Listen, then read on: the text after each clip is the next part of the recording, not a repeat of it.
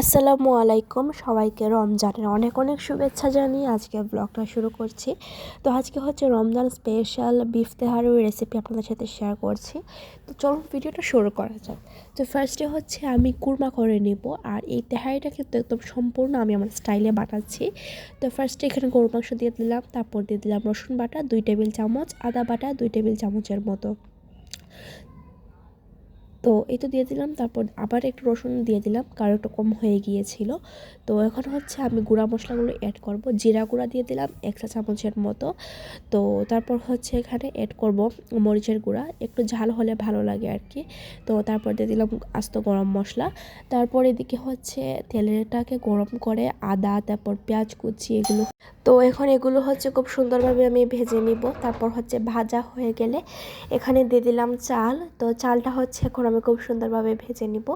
তারপর হচ্ছে যে কুরমাটা করে রেখেছিলাম, এই কুরমাটা এখানে দিয়ে দিব। তারপর চাল আর কুরমাটা সুন্দরভাবে একসাথে আমি মিক্সড করে নিব। এই মিক্সিংটা যত ভালো হবে এটা খেতেও কিন্তু তত বেশি ভালো হবে। তো এই যে দেখতে পাচ্ছেন আমি মিক্সিং করে নিচ্ছি। তারপর এখানে দিয়ে দিলাম আবার কিছু গরম মশলা।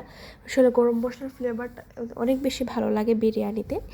তো এই তো এখন দেখতে পাচ্ছেন এগুলো সব আমি মিক্স করে নিচ্ছি। এবার হচ্ছে আমি এখানে পানিটা ইউজ করব, আর পানিটা কিন্তু আমি পাশের চুলায় একটু গরম করে নিয়েছিলাম। বিরিয়ানিতে গরম পানি দিলে ভালো লাগে। তো তারপর হচ্ছে এখানে আমি পানিটা দিয়েছি হচ্ছে দ্বিগুণ, মানে চাল যদি 2 কাপ নেওয়া হয় পানি দিতে হবে 4 কাপ, চাল যদি নেওয়া হয় 4 কাপ পানি দিতে হবে 8 কাপ, এরকম হচ্ছে একটু আন্দাজ করে দিতে হয়। তো এই যে দেখতে পাচ্ছেন আমার বিরিয়ানিটা প্রায় হয়ে আসছে। এখন শুধু পানিটা শুকিয়ে নিলেই কিন্তু বিরিয়ানিটা পারফেক্টলি রেডি হয়ে যাবে আমার। তো এই যে দেখতে পাচ্ছেন আমি জাস্ট এখন একটু নেড়ে দিচ্ছি।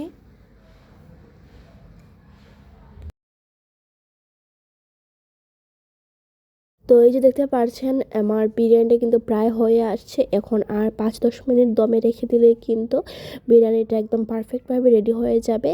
আর বিরিয়ানিটা কিন্তু অনেক বেশি ঝরঝরে হয়েছিল।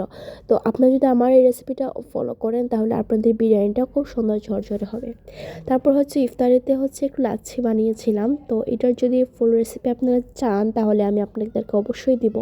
আর লাচ্ছিটা অনেক বেশি মজা হয়েছিল। আপনারা চাইলে এই লাচ্ছিটা বানাতে পারেন বাসায়। আর এটা তো মিষ্টি দই দিয়ে বানিয়েছিলাম, এর জন্য আরও ভালো লেগেছে। তো এই যে দেখতে পাচ্ছেন এখন আমি লাচ্ছিগুলো আমাদের 3 জনের জন্য 3টা গ্লাসে নিয়ে নিচ্ছি। আর এটা খেতে অনেক মজা হয়েছিল। তো এই তো আজকের মতো এখানেই বিদায় নিয়ে নিব। তো সবাই ভালো থাকবেন, সুস্থ থাকবেন, এবং পবিত্র রমজান মাসে আল্লাহ তাআলা আমাদেরকে সবাইকে সুস্থতা দান করুক, এটাই মানে চাওয়া। তো আমরা সবাই সবার জন্য দোয়া করব। তো আজকের মতো এখানে বিদায় নিয়ে নিচ্ছি। আল্লাহ হাফেজ সবাইকে। আসসালামু আলাইকুম।